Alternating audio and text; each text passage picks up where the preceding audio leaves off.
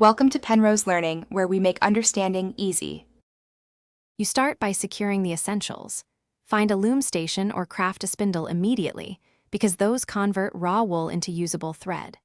While you're moving, prioritize harvesting wool sheep drops or gathering a wool bundle until you have 3 units. These yield the best thread per conversion.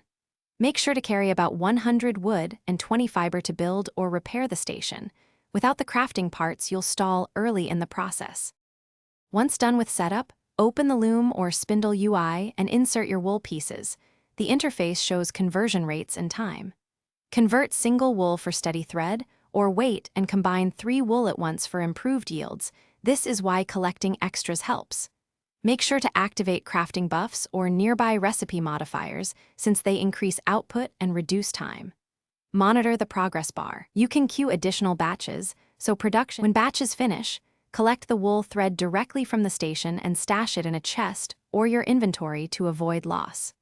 Use it promptly for textile recipes or quest objectives, because consumed thread frees slot space for more production.